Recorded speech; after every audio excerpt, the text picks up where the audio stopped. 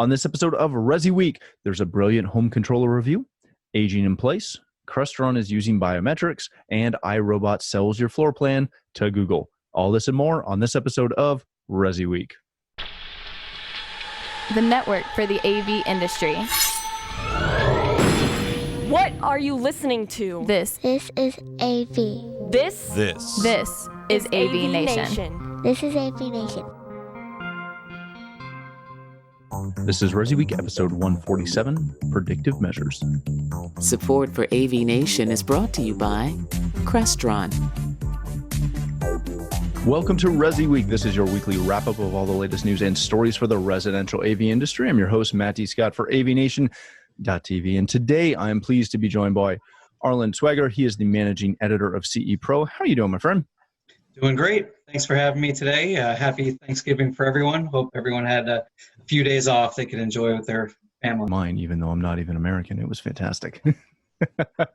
And we have Matthew Camp. He is the product development manager for audio at Snap AV. How you doing, Matt? I'm doing well. And as Arlen said, happy Thanksgiving to everybody. I'm glad to be here as well.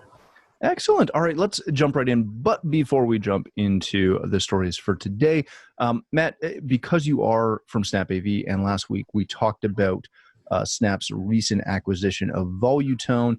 The guest that we had on the show had a lot of really good comments on, why that's good for Snap, why that's good for integrators, et cetera.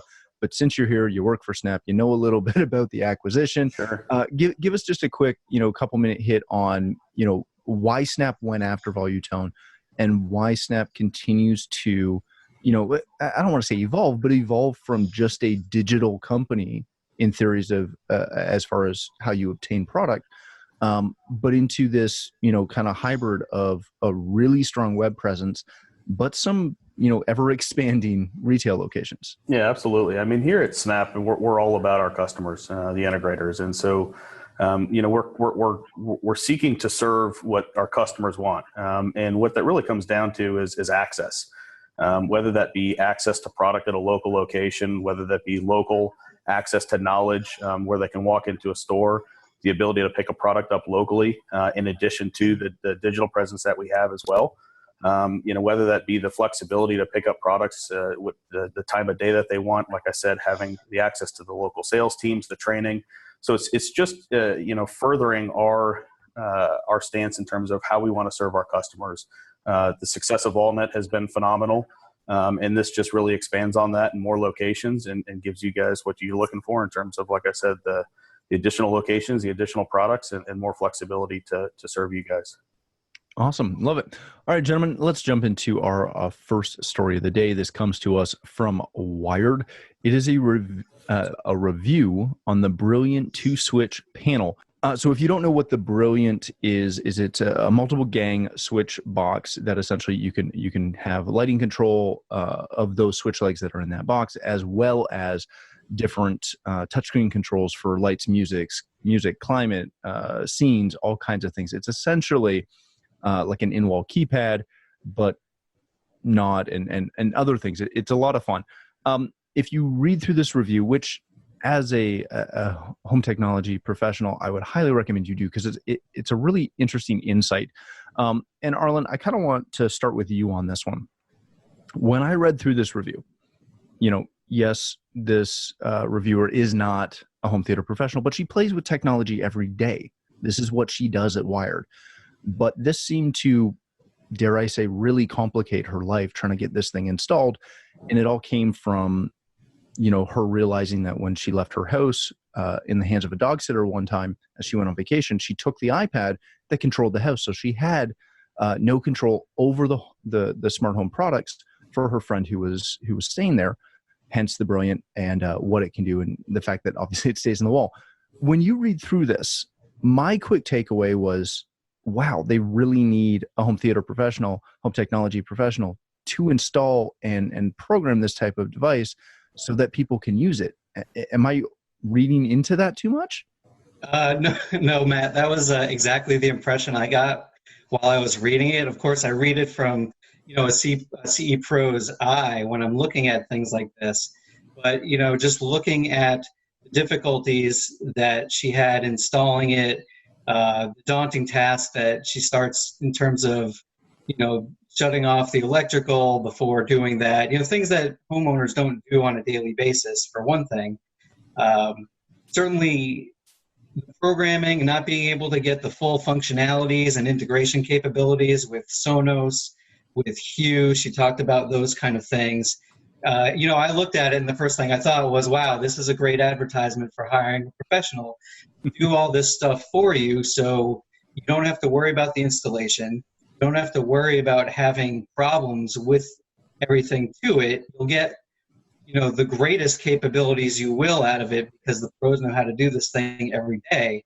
So I totally thought about that from one standpoint. And then from another standpoint, one thing that we always hear from pros is that it's, even with the tablets these days and with how iPad, changed everything, you still really need a great universal remote to have programmed in your client's house just as a backup, which that can't be overstated here. If you have people over that need to use that, or even if people in your family forget how to use something or misplace a tablet, where are you going to find this thing? You need to have a backup remote for that.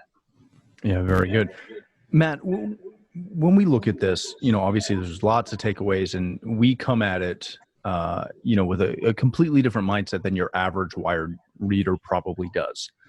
But looking at this type of device, this type of thing, where it's all in one, it's got the screen, it's got, sliders for the lighting control and everything else built in. But this type of device doesn't really have a big following yet in the CEDIA community, if you will. They've been to the show a couple of times. I've talked to lots of people about Brilliant, and you get a lot of different responses within the community. When they're having this much trouble, if you will, having it installed by, again, a wired reviewer, what does that mean for this type of product? Not necessarily Brilliant, but this type of product going forward? Yeah, I think going back to Arlen's comments, we've got a belief here at SnapAV that DIY products, while they present a challenge in our industry, it really also presents a huge opportunity. Putting DIY devices in the home is only going to complicate things.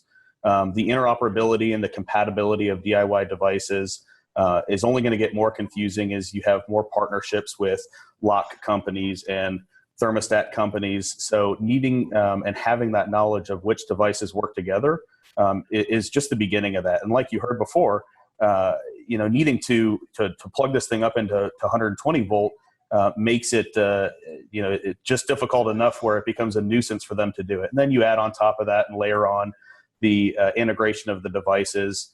And then it doesn't stop there. It extends into how to maintain the devices long-term, whether it requires firmware updates or you want to add a new device to the system. I think it's those types of things that make DIY devices really difficult to install for the consumer, and it's ultimately going to really rely on the professional to do those types of installations. Very good. All right, gentlemen, let's go to our next story of the day. This comes to us from Residential Systems.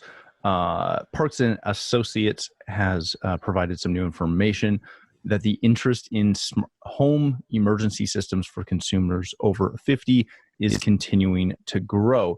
If you don't, kind of follow the home emergency side of things or the home wellness side of things, is essentially think it back to that whole I've fallen and I can't get up button click. I know we had a system like that for my grandmother, but again, it was a dumb system. It only called that central monitoring station. It didn't do anything else. We're starting to see a lot of the IoT side of things within that channel. Matt, I'm going to come back and start with you on this. This is one of those verticals that most, people in the residential channel haven't really jumped on board yet. They're not really going after that wellness and that living at home longer phase, any of that, aging in place type applications. There's a huge, massive market for that. What is it going to take for, home theater professionals, home technology professionals who, as we talked about in the last story, are really good at this kind of stuff? What is it going to take for us to be able to jump on board into this, aging in place technology opportunity? Yeah, to me, it's a couple things. As I was reading this article, what was really interesting to me is I have a control system in my home, and at the end of the day, control system and integration in smart homes are supposed to make things easier. I've had my grandmother over to my house a couple times, and I hand her a single remote and try and have her figure out how to use the system. She has no clue how to do it. So I think it's kind of a catch-22 where we try and make these smart homes, and we try and make these things intuitive. But at the end of the day, I think it at times can make things more difficult to really cross over into the ability for our industry to serve this type of market. I think first and foremost, it comes down to reliability. The thing just can't fail. When you're talking about life-saving devices, you can't have network dependencies. You can't have false positives or false negatives. So I think a lot of it comes down to the reliability of the device. I think when people can figure out how to make a smart home value added enough to the point where it gets smart enough and can predict things and get into a predictive measure as opposed to a reactive measure, I think is when we'll start to see those types of things. And that can be, detecting motion in a particular area or noise in a particular area. But I think, again, when we get to the point where the solution or the home gets smart enough to add value to the point where it's super reliable, I think that's where we'll start to see some of the benefits of our industry capitalizing on this. Very good. Arlen, to kind of pull off what Matt was saying, when are younger people as a rule seem to be kind of okay with that concept of AI in their house, having some, learning technology, some artificial intelligence coming in and predictively doing things. I know for myself in my own business, our older population or our senior population, they're not a fan of that at all. They're still, we still have clients that have tape over cameras on monitors and everything else because they're petrified that their TV's watching them. When we start looking at, the need for AI within this aging in place type technology, how are we able to, overcome that privacy concern? And the other question I had for you was, how do we as HTPs deal with the liability of being involved in a life safety type application? You get two. Right. Well, I think in terms of selling the AI, there has to be a lot of education involved there. I think one of the things that the study, it has a cutoff point of 50 years old, which, from our standpoint, when you're talking about the aging in place, aging at home, digital wellness, telehealth, things like that, a lot of times that's going to not only involve the person who is having their safety, the elderly person having their safety managed, but it'll involve, a caregiver who will probably be maybe between 50 and 65 at this point, that a lot of this technology is in education about what it can do. It's really going to have to be sold to.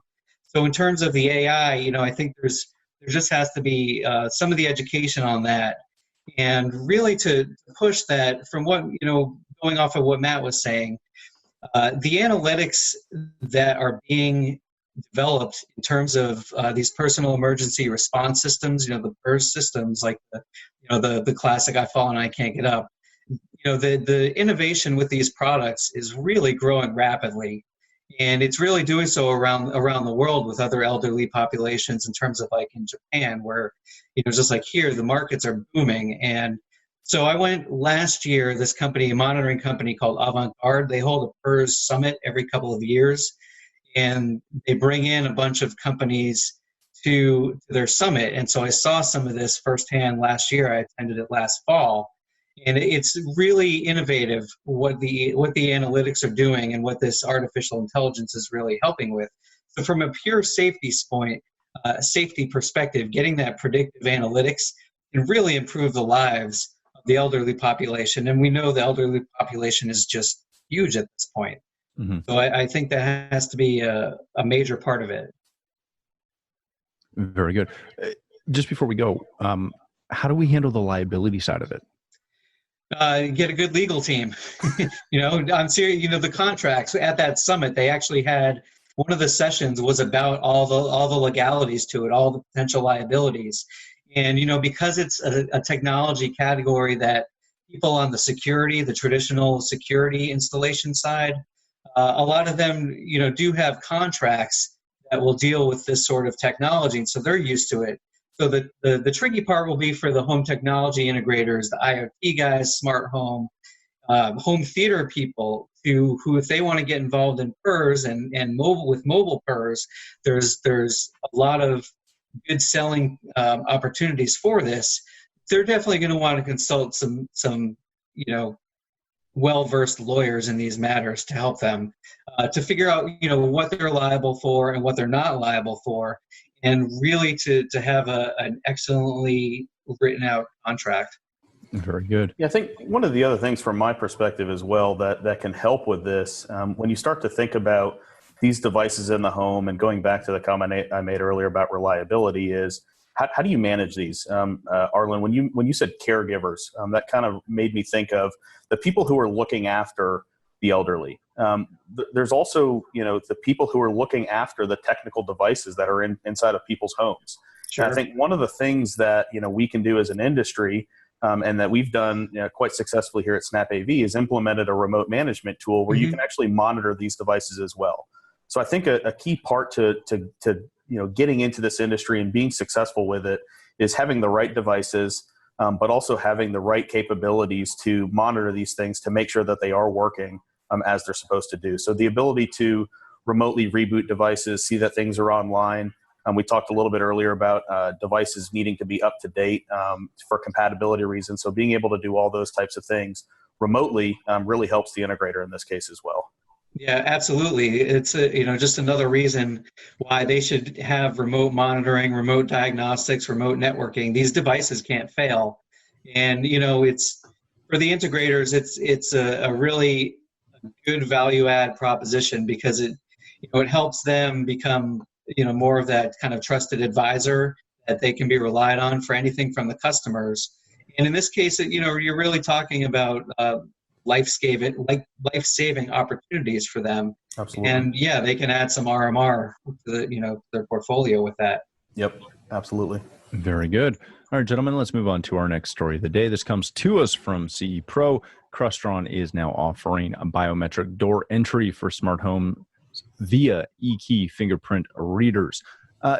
This is something that honestly surprised me a lot, because this is something that from a commercial standpoint, especially a commercial access standpoint, they've been using biometrics for years, but very rarely have we ever seen true biometrics happen in the residential space. Arlen, let's start with you on this one. When you start to look at this and see this, and I don't know if you were one of the editors that was involved in this story, but biometrics solves a lot of problems, but I feel like it's going to, or has potential to highly complicate the programming aspect of a smart home or using biometrics to control things within the house. What took so long for, Crestron to partner with someone or anyone really to start to bring biometrics into the residential space? It's a good question. And honestly, I think it's probably a cost factor. When you look at a company like Crestron, it certainly falls into their mantra of sort of this, very sophisticated technologies, but being offered where they should be very user friendly. So something like this, if all you're using is a finger to have all of your access control needs, it certainly simplifies things. The device itself, it's very sleek looking. It looks like it fits right in with a Crestron high-end system.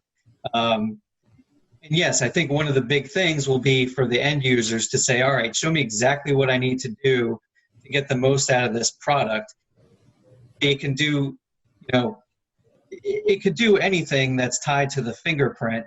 And then in terms of having it as an electronic access control system, it's certainly very cool for a high-end single-family residence where, you could tie in, dog sitters, people who are scheduled to come to the house, or cleaning people, repair people, and you can have codes that they can use so they can get in and then, they're basically changed for the next time.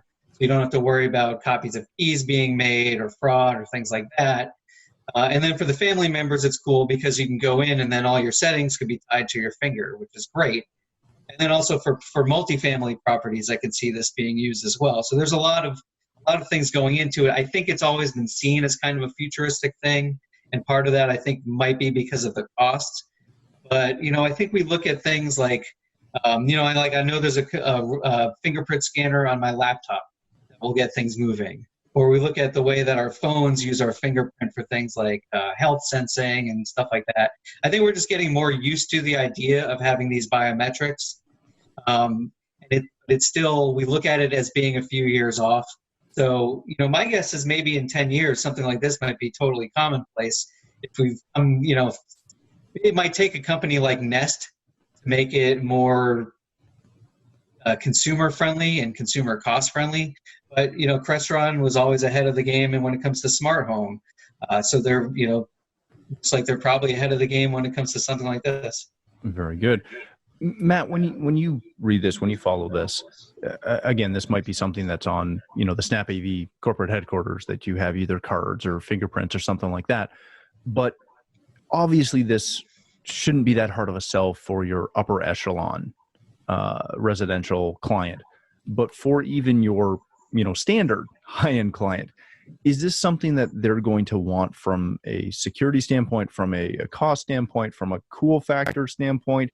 Or is this just another tool for an HTP to use to say, hey, if you feel that door code isn't secure enough, we can do this? Yeah, I think, my belief is that people who are getting into these types of installations with these types of control systems are likely going to want some sort of access control. To me, the biometric is just a means to an end. It's the means to the access control. It's just another way of doing it beyond what exists today in terms of the codes, the code type locks that exist in the market today. Some of the points that they made in the article were around the biometric being simpler, safer, and to some degree smarter. And I agree with that. I think biometric does have the ability to give end consumers a truly unique identification in terms of access control. On the flip side, there's benefits, which again, simpler, safer, smarter, but there are also limitations. I think I personally have a smart lock on my home, and I love the ability to remotely configure access codes so that people can access that location. Fingerprints doesn't allow you to do that. I also think that there are things that need to be considered. One of the points that was made in the article was around, well, it's really cool. I can have different fingers trigger different scenes.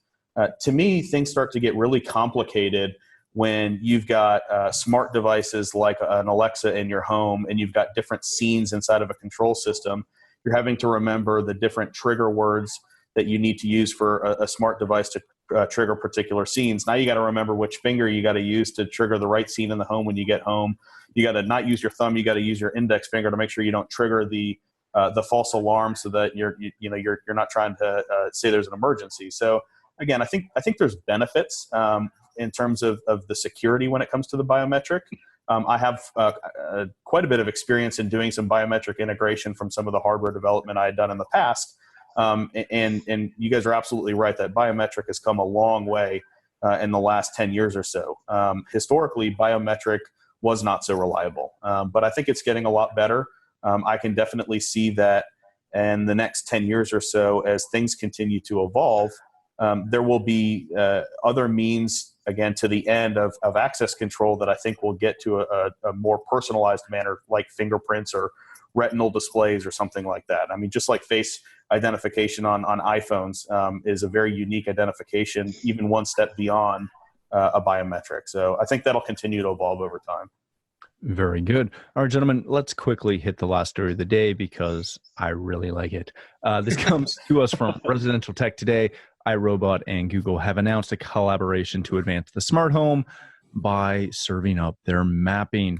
If you didn't know, and I've enjoyed telling people this for quite a while, the Roombas can map your home and they learn the floor print of your home and make that that information somewhat available, we'll say. So Matt, I want to come back and start with you on this one.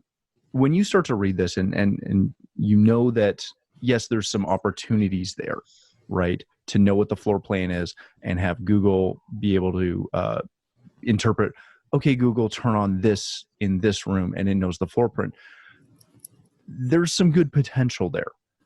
But does it concern you to know that another company has access to that type of data? I know it sounds benign, but knowing exactly the floor print of your home, is that a concerning point? Yeah, I think it depends on the person. I think they're really it's kind of a polar opinion when it comes to personal data. There are a lot of people who do everything to any degree to protect their personal data, and then there are some folks who say, my data is out there. It doesn't matter how you protect it or what you try and do. I personally kind of fall in between, and I do think that there is some concern around the way that you can map out a home and give access to that. I think somewhere in the article they mentioned that they had exposed roughly 500 million Google users' data in this platform. I think that's really scary. Going back to the access control, knowing the layout of somebody's house in detail can be quite scary. I think there's a happy medium that can be accomplished here, and this article is actually really cool and exciting. Like you said before, this was just fun to read about and to kind of envision all the opportunities and things that can be done with this. But I think that there's a way that Google could potentially get creative with protecting the personal data of the home, using that data locally inside of the home, and using that for things like the things that come to mind for me being on the audio side within Snap AV is mapping out a room and understanding where furniture is, understanding where the walls are, applying customized EQ settings potentially to amplifiers. If you move your furniture around, it can automatically adjust those EQ settings. If you leave something out, for example, you start to think about, like we had talked about earlier, where the wall sensor or the wall device has different sensors in it. If you have different types of sensors when you're mapping out the house, you can do things like, detecting where the sun comes in at particular points in the house at particular times of the day and adjusting shades, for example. You can potentially do things like mapping out the network in a home using a device like this, or if it's detecting the network signal as it moves around the home and maps that out, you can create a network heat map within the home. So I think the opportunities are significant when it comes to these types of things and understanding the different locations within the home. But going back to your question, I definitely think that there's concern around just privacy and data in general.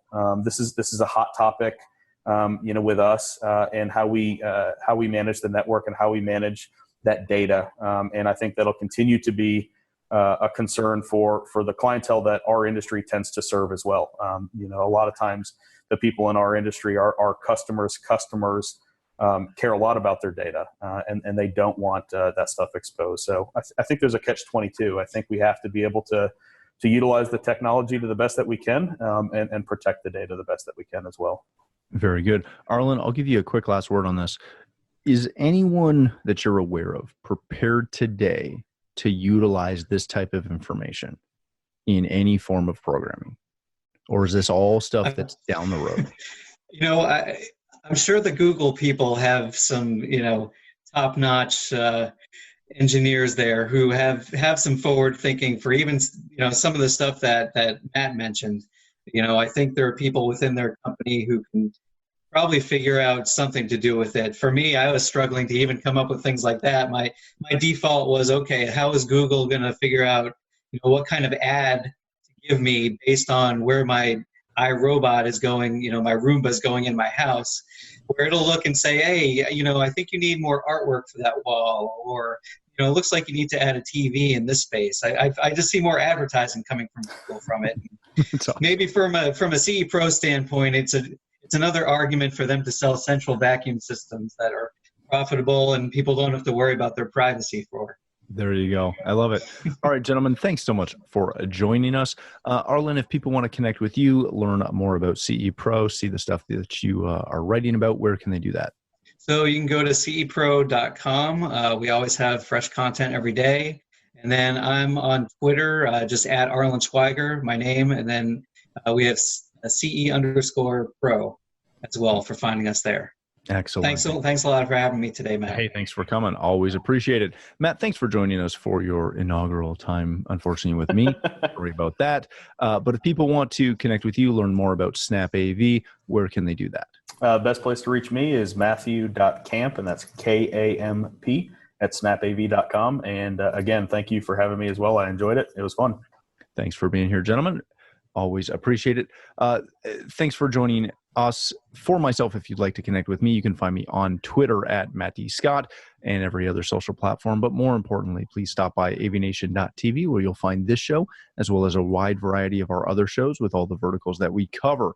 When you visit the website, please take a moment to check out our supporters. We are extremely thankful for their support and ask that you check them out as well. Thanks again for watching. That's all the time we have for this episode of ResiWeek.